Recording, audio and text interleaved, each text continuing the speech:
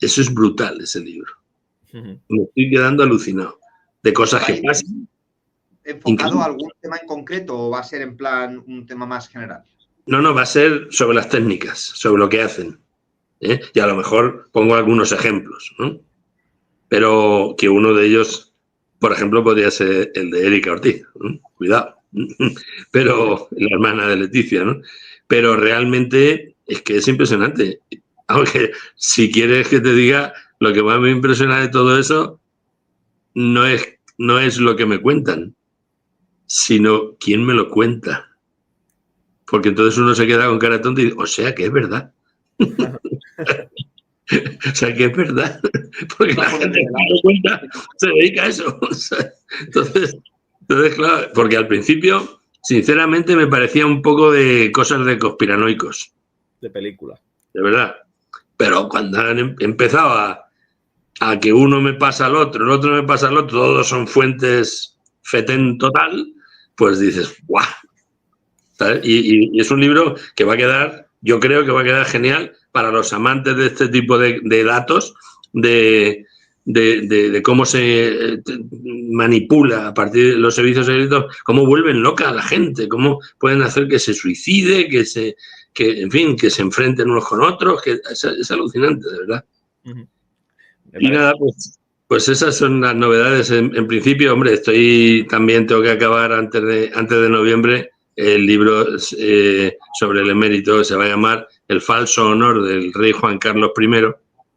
Y como a él le preocupa tanto su honor, pues ya directamente pongo lo del falso honor para que no se equivoque nadie, ¿no? Y digo que tengo que acabarlo antes de noviembre porque en noviembre es cuando parece que está previsto que saque sus memorias. Ajá. Entonces... El emérito va a sacar sus memorias ahora, ¿no? Sí. ¿Te lo leerás, me imagino? Bueno, creo que está embargado, sí lo leeré, ¿no? Pero creo que el libro está embargado hasta noviembre, ¿no? O sea, que no se puede leer, no se puede conseguir, ¿no? Pero ese libro está basado en otro libro que se escribió hace muchos años, también sobre el rey.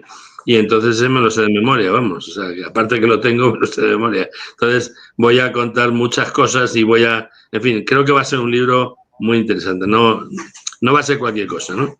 Pero vamos, que te juro que como escriba este libro y no me denuncie, lo denuncio yo a él.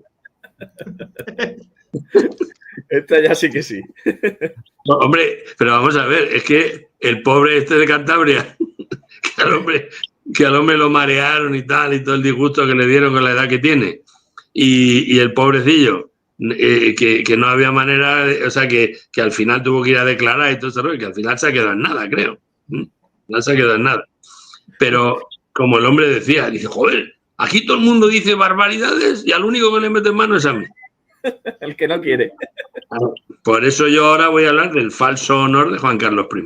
Y voy a hacer un repaso desde niño hasta nuestros días. Obviamente no voy a hablar de las amantes del rey porque eso ya Joaquín Abad ha hecho un libro fenomenal, ¿no?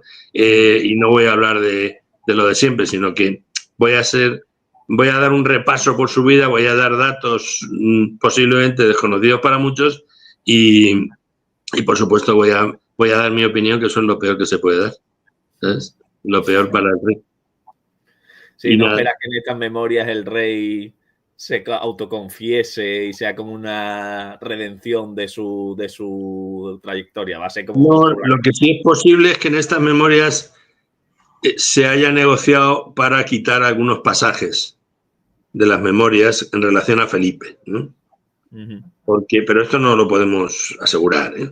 Pero sí que parece ser que está tan ofendido el emérito que podría haber incluido en las memorias el tema de la homosexualidad de Felipe y tal, o de cómo cuando era joven pues tenían problemas con él y tal. Podía haberlo incluido y es posible que hayan negociado. Vamos, Joaquín Abad creo que lo dijo también, lo dijo él que estaban negociando para quitar cosas del libro, algunos pasajes complicados, ¿no?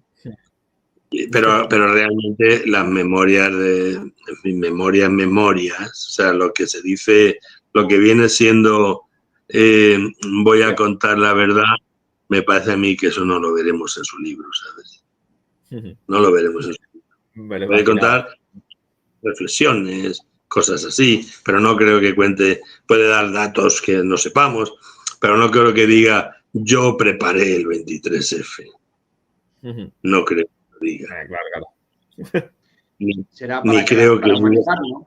Contará 4 chascarrillos de abuelo Cebolleta, y la gente dirá, mira, que un poco de la leyenda de me escapaba en moto, ¿no? Era como yo me juntaba con ustedes sin ustedes saberlo. Pues seguramente, ¿no?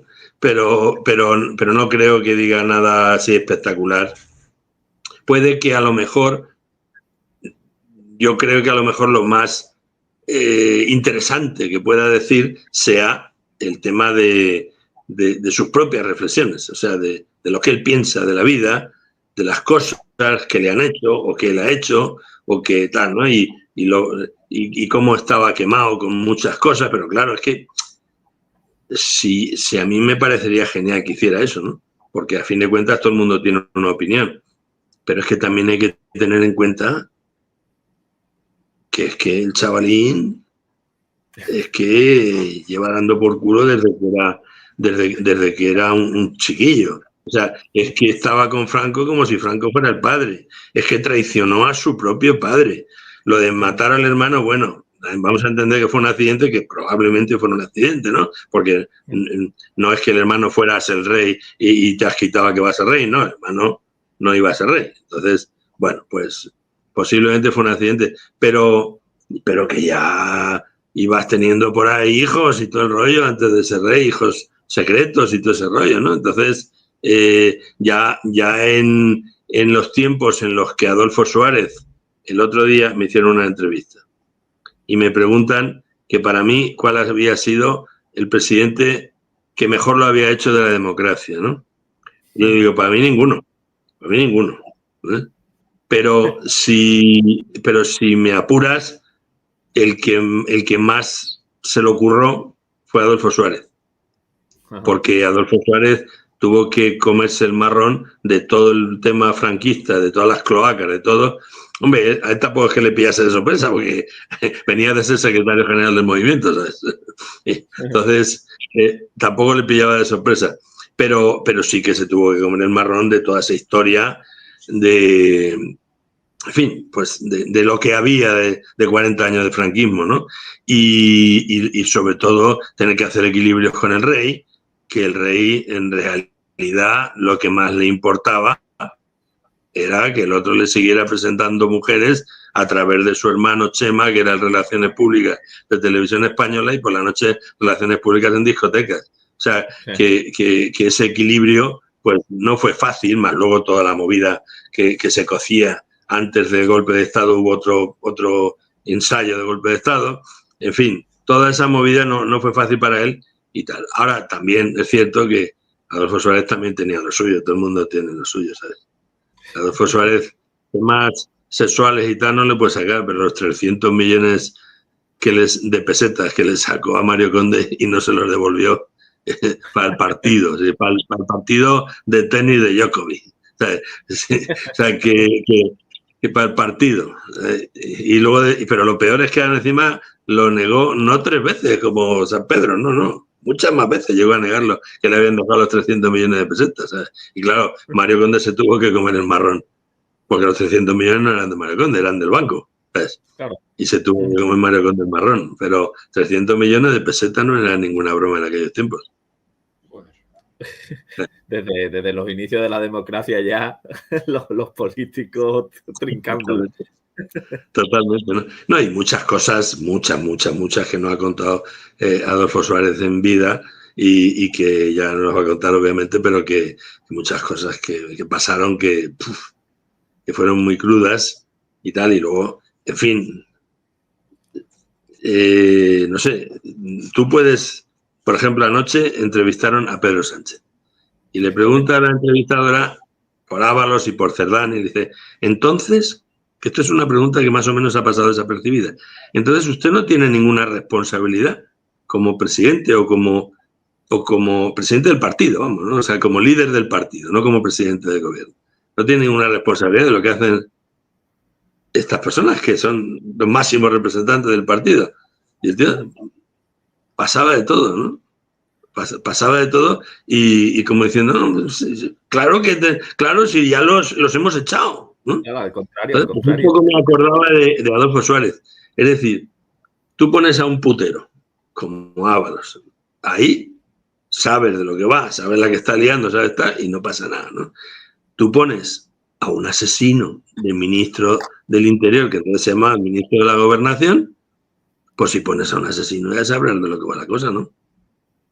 Cuidado, sí. Que no lo digo yo, ni lo dicen mis fuentes, que diría Peñavir, ni siquiera mis fuentes, lo dice Rodolfo Martín Villa, él mismo lo dice, y se lo dijo a una jueza argentina. Reconozco que he cometido crímenes de Estado, pero no 1 ni 2, 300 y pico. 300 y pico crímenes de Estado, y pico largo. O sea que, y eso reconocido por él mismo. ¿Y pones a ese de ministro de Gobernación? Joder. Pero hombre, claro, con razón cuando Adolfo Suárez dice, oye, a esta chica, a esta niña, a Sandra Moszarowski, ofrecerle lo que sea, pero que se vaya a Londres a abortar de una vez. Ofrecerle lo que sea. Y que se vaya de una vez y se soluciona este problema. Claro, él no le estaba diciendo a nadie que la matasen, le estaba diciendo darle la pasta que haga falta. Igual que hicieron con Bárbara Rey, por ejemplo, ¿no? Darle la pasta que haga falta y que se acabe ya este rollo, ¿no?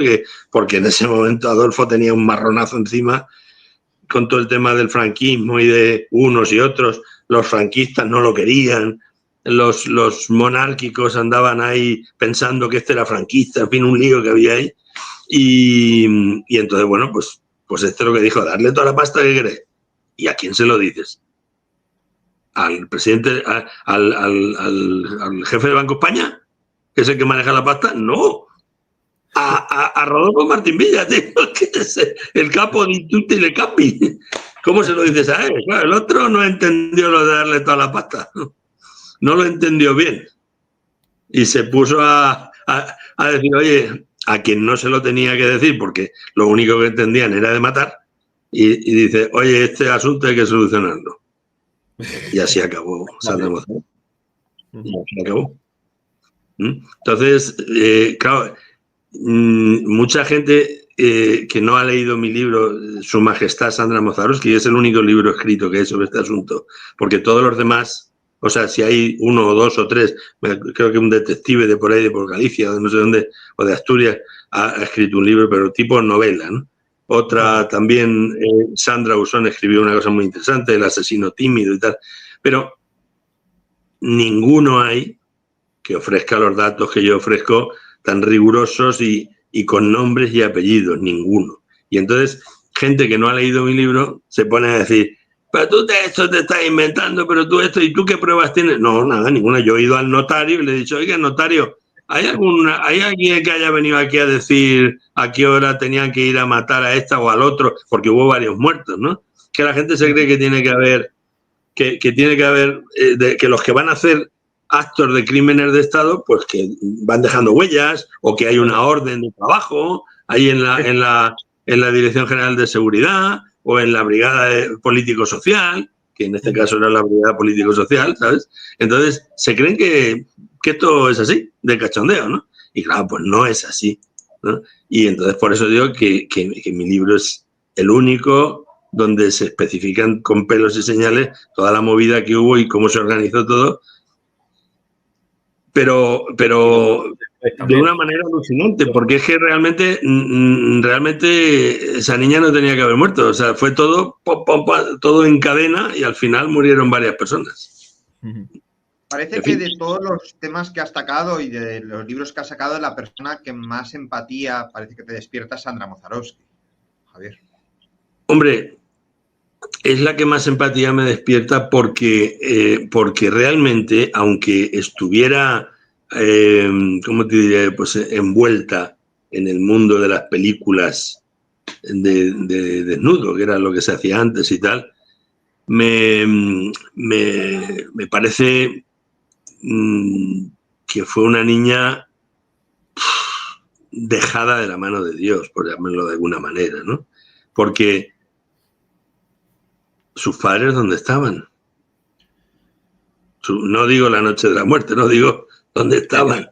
Una niña pequeña haciendo películas de desnudos.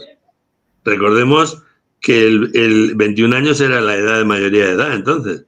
Cuando el rey empezó a abusar de ella, porque era abuso de un menor y además abuso de poder. Cuando el rey empezó a abusar de ella tenía 17 años. Cuando la niña empezó a hacer películas de este tipo, pues no me acuerdo, tenía 12, 13, 14, por ahí. O sea, una locura. O sea, que el otro día me escribió una compañera suya del colegio, me decía, claro, ninguna entendía, porque era un colegio bien, ninguna entendíamos que hiciera ese tipo de películas y sus padres le dejasen, ¿no? Claro. ¿Ya? Y luego, ¿por qué la familia? Mucha gente me dice, ¿por qué la familia después no dijo nada cuando murió? Simplemente pensaron que se había caído. No pensaron eso. Lo que pasa es que el padre era de la KGB. Ve tú, en aquel momento que la KGB tenía un altísimo interés en España. Había 2.000 agentes de la KGB en España. No lo digo yo, lo dijo Diario 16, que lo publicó entonces. Y esto está puesto en el libro también. Y de la CIA, pues habría seguramente 4.000. O sea, si había 2.000 rusos, había 4.000 americanos, ¿no? Y vamos, de hecho la gente más importante de las cloacas del Estado, todos hicieron cursos con la CIA en Estados Unidos. Todos. Se los llevaba a la CIA allí, los entrenaba y los traía aquí otra vez en puestos, en cargos importantes, ¿no? Por tanto, estaba la cosa como para quejarse. Tú que eres un agente de campo, vas a venir aquí diciendo que el rey se ha cargado a mi hija, ¿no? O el rey, no el rey, claro, sino la gente del rey, ¿no? Porque el rey tampoco dijo que había que matarla. El rey lo único que dijo es: esta niña está embarazada y no quiere abortar, ¿eh? Claro, cuando la gente dice, ya, pero es que esta estaba saliendo con este o con el otro, o que tenía amistades o la habían visto con tal, ¿y cómo sabes que el hijo era del rey? Muy sencillo, no lo sé. Yo no sé que el hijo era del rey. Primero, ni siquiera sé si estaba embarazada. ¿Por qué? ¿Dónde está la autopsia? A todos los que tienen una muerte violenta se les hace una autopsia. ¿Dónde está la autopsia? No hay autopsia. Ya, para empezar, eso ya es sospechoso. Sí. No hay autopsia. En el parte del hospital, cuando llega y la ingresan, y en fin, como a cualquiera, que nos hacemos daño en un brazo, y va y el médico te pone tu nombre, te dice lo que te hace. En el parte del hospital se habla de un accidente violento, bueno, de un accidente no, pero de una, ¿cómo se llama? Bueno, no sé, pero utilizan la palabra violento y ya está, y es lo único, nada más. No ponen que está embarazada ni nada, con 5 meses se nota la tripa, ¿eh? Pero sin embargo, por primera vez durante muchos años, en el documental que hizo TEN Televisión, la reportera se fue a Málaga, creo que es donde vive la hermana de Sandra con su marido y tal, y tiene negocios de confiterías y tal, ¿no? Y entonces, pues la reportera, como la hermana no quería hablar, pues se metió a hablar con la cuñada en una pastelería. Benditos cuñados, los cuñados son fantásticos, tío, porque siempre meten la pata, ¿no? Y entonces le pregunta a la cuñada. Y dice, sí, claro que estaba embarazada de 5 meses. Eso no lo dijo mi cuñada a todos, se lo dijo a mi hermano y no lo dijeron a todos, que estaba embarazada de 5 meses. Maravilla. Ya tenemos un documento familiar diciendo que estaba embarazada. Pero aparte de eso, ¿cómo sé yo si era del rey o no era del rey? Pues ya digo, yo no lo sé. Lo que sí sé es que fue a partir de que el rey se quejó al jefe de la Casa Real, al marqués de Mondéjar, que se puso en marcha la operativa para solucionar el problema de Sandra. Eso lo sé. Por tanto, a lo mejor el hijo era de otro, pero Sandra le dijo que era suyo y él creía que era suyo. Recordemos lo que dice Bárbara Rey. El rey la única goma que usa es para pagarle a Bárbara Rey cuando se está poniendo los pantalones. La otra goma no la usaba para nada. Dice Bárbara, yo si quisiera me habría podido quedar embarazada todas las veces que quisiera. ¿Sabes? O sea que realmente no tenemos pruebas de que el hijo fuera de ella, o sea, de él, pero sí tenemos la firme convicción de que ella estaba embarazada y ahora por fin lo sabemos a través de un familiar. Y también sabemos que la operativa se puso para quitarse de en medio el bebé, ¿no? Entonces, a lo mejor no era suyo, pero yo creo que Sandra, si era por dinero, por ejemplo, habría cogido el dinero y se habría ido a Londres y ya está, ¿no? Si era de otro, el bebé, ¿no? Pero cuando llega un momento en que ya te plantas y dices, no quiero dinero y además voy a tener el bebé, que es tuyo, pues entonces eso ya se lo tuvo que plantear muy seriamente. Te conviertes en un... Y entonces a partir de... Claro, entonces tienes que deducir que el bebé era del rey, porque si no ella, el planteamiento habría sido otro. Habría cogido la pasta y ya está, y a lo mejor ni siquiera hubiera abortado, se habría ido y ya está, ¿no? En fin, la cosa fue muy dura. Sí, en el libro además no relata solo la muerte de Sandra Moszarowski, sino todo lo que viene después de la muerte de Sandra es bastante curioso, como para pensar que no fue un accidente. Claro. Todo lo que viene después fue terrible. O sea, resumiendo, para no contar el libro, pero, sí. Y porque además el tema sería largo, resumiendo lo siguiente. Quiero interrumpir para después todos, de la reunión que hemos... todos los libros que está mencionando Javier Bleda están en la descripción del vídeo por si os interesa comprarlo por Amazon, que la verdad yo os lo recomiendo, especialmente el de Sandra Moszarowski, que fuera del directo. Le hemos dicho a Javier que es el que más nos ha gustado y yo creo que también es uno de los que más le ha gustado a él. Así que, por favor, todos estos libros, si los queréis leer, tenéis los enlaces en la descripción. Perdona por la interrupción, Javier. No, es que sinceramente me parece un libro muy importante porque yo lo hice a partir de toda la información que me pasó Antonio Izquierdo, que fue el último director del Alcázar, del periódico El Alcázar. Para que no lo sepa, El Alcázar era el periódico de cabecera de todo el franquismo, de todas las fuerzas vivas, de la policía, de los espías, de los militares, ¿no? Y entonces Antonio Izquierdo estaba en un pedestal y para toda esa gente y le contaban de todo, ¿no? De hecho, él me decía a mí, de donde más información sacaba era en los bares, como siempre los periodistas canallas hemos hecho, ¿no? Porque además esa era gente de Cuba Libres y de tomarse 2 o 3 pelotazos seguidos y cantar, ¡buah! Cantaba lo que hiciera falta, ¿no? Entonces el asunto estaba en que, fíjate, el rey se lo dice al marqués, el marqués se lo dice a Suárez. Suárez no es que se lo dijera a Martín Villa, porque Martín Villa estaba allí ya en la reunión, ¿no? Y Martín Villa se lo dice a Roberto Conesa, el responsable de la brigada de información, de la Brigada Central de Información, pero además hombre ampliamente condecorado por Martín Villa. De hecho, en el mismo año, 77, le dieron una de las máximas condecoraciones. Un gran trabajador. Eran hombres, claro, o sea, eran íntimos en lo malo y en lo bueno, más en lo malo que en lo bueno. Este hombre da las órdenes a quien se las tuviera que dar, ¿sabes? Para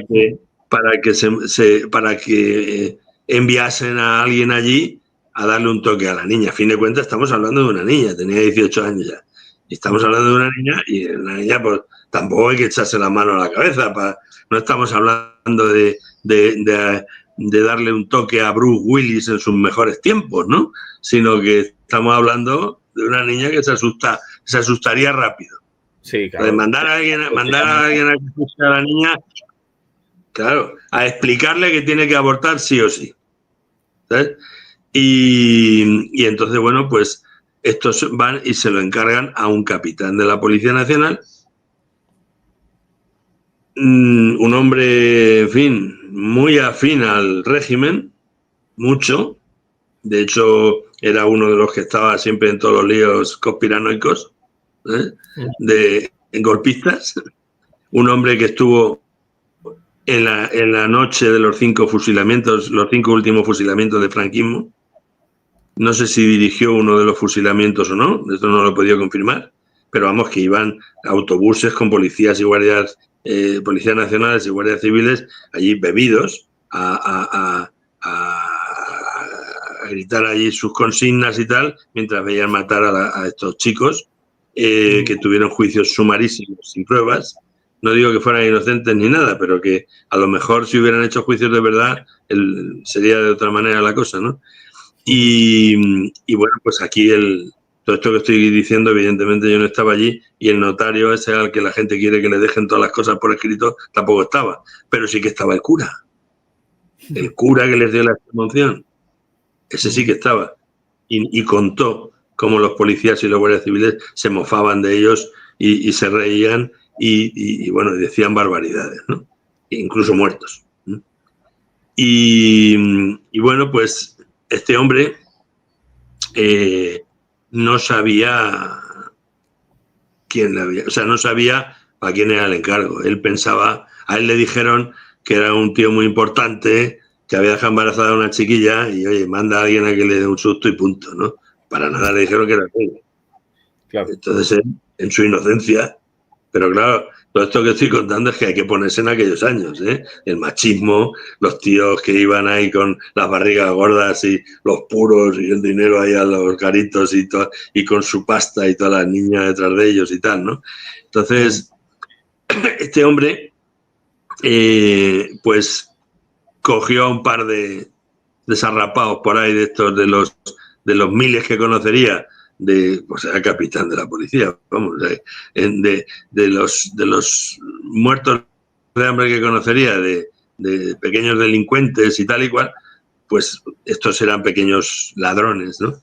Y les dijo que fueran a tal calle, a tal sitio, y le dais un toque a la niña y le tiráis de las orejas y que lo que lleva dentro o lo saca ella o se lo sacamos nosotros o algo así, ¿no?